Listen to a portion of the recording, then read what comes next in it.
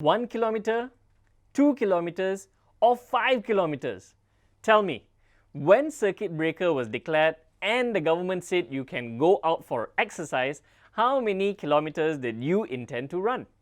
Subsequently, how many pairs of Adidas shorts or Nike Dri-Fit t-shirts did you end up buying? Well, even if you didn't run, you certainly ran up the revenue for sports apparel companies. And that is what we will be looking into for this video.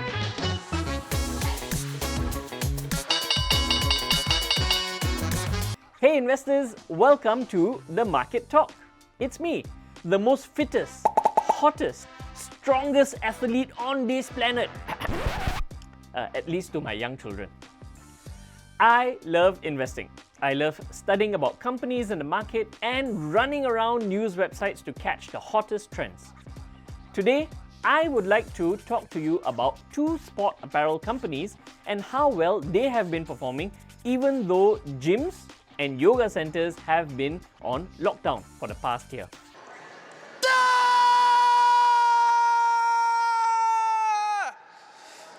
Today we look at Adidas and Nike in particular. But before I go on, come on, show me some support. Click the like button and hit the subscribe button of this channel. Unless you have been living under a rock, you would know these brands, specifically Adidas and Nike. As a consumer, I see their ads mostly in big billboards and posters dotted around shopping malls. Also, in my point of view, shopping for these brands is usually done in a physical store with salespeople looking all fit and dapper. And so, a thought occurred to me. With the world on lockdown, with all these empty malls and all this money lost in marketing, have Nike and Adidas lost traction with their fans? More importantly, have they lost any revenue? So, today I thought, let's look at Nike and Adidas. Let's start with Nike. Well, Nike's popularity has definitely not lost any steam. The stock market has been kind on NKE, ticker symbol for Nike. From Morningstar.com, we can see the charts for the past year.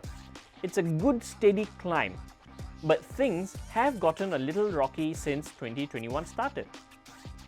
Nonetheless, let's look at some statistics. Let's start with revenue. 2020 definitely saw a dip, but not significant at all. It fell from around 39 billion down to 37 billion. And at most, you can say it's about a 4% drop. This is insignificant when it comes to the life of a major corporation like Nike. Furthermore, gross margins remained at a healthy 40% throughout the past 5 years. That's an indication of a strong moat. However, strangely enough, net income saw a drop, almost by half from the previous year, from 4 billion in 2019 to 2.5 billion in 2020. So naturally, EPS would also follow suit. The EPS also saw a huge drop, and yes, that's a 35% drop in EPS in the year. Most probably, the company had to overcome some heavy costs to stay running and relevant. A company like Nike definitely relies on people more than it does on its factories, and although the current ratio and quick ratio are fit for training at 2.48 and 1.39 respectively, I would be most concerned with cash and leverage. Interestingly, the financial leverage grew from 2.62 in 2019 to 3.89 in 2020. Likewise, the debt to equity ratio has also increased from just being 0.38 to now being 1.53. To counter debt, we need cash. So let's count the dollars now.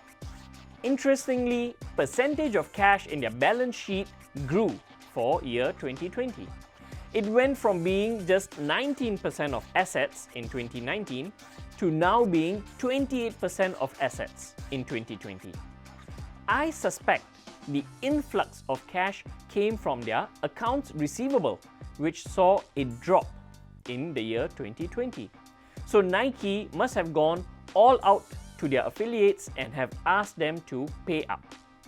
Either way, the cash to debt ratio now sits at 0.98. It's not too bad. So while Nike has seen an increase in debt, their cash has subsequently also increased. So it sort of balances off. Nothing to be too worried about. Now, let's turn over to Adidas and see if things went well for them. Well, the recovery in the stock market seems to be neck to neck with Nike. The company saw a sizable recovery and has been stagnating-ish in 2021. Do note that the statistics I'm pulling out for Adidas is for their stock ticker ADDDF, which is listed in Germany. Adidas has a market cap of $68 billion. It's almost 1/3 of Nike. On the Adidas front, things look eerily similar to the Nike camp. Revenue took a hit, but not a lot. It dropped from $24 billion to $20 billion.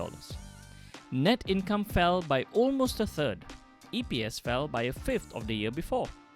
Debt also grew to a record high considering their past 5 years, but cash grew in tandem. Cash to debt is a cool 0.72, nothing extraordinarily high to start jumping about. Really, as an outsider, it looks like the management team in both companies did a splendid job in the year 2020. They kept the company afloat and, more importantly, running well. Is it time to dive into these stocks? Well, I think the fundamentals are strong, but the stock price is currently overpriced. The PE ratio for Adidas, for example, is 124. The fundamentals are strong, and no doubt the company has lost no significant brand share in people's minds, but at this point I just feel that they are both too expensive. At this point of time, however, I would want to read more about what the companies propose their future earnings and business models are going to be, especially since there has been a dramatic shift in how retail sales have gone online, and major sporting events are being postponed or cancelled. Example, the Tokyo Olympics. No! God, please, no! No! Anyways, as a value investor, I find the stock price to be too high. So I don't mind waiting out for a year to see how the companies pivot into this new world. With that, I hope you enjoyed this video. Do remember to share with me about any other sporting apparel companies that you fancy. Make sure to write them in the comments. And before you go, remember to hit that like button and hit that subscribe button to stay tuned for our new videos. See you everybody!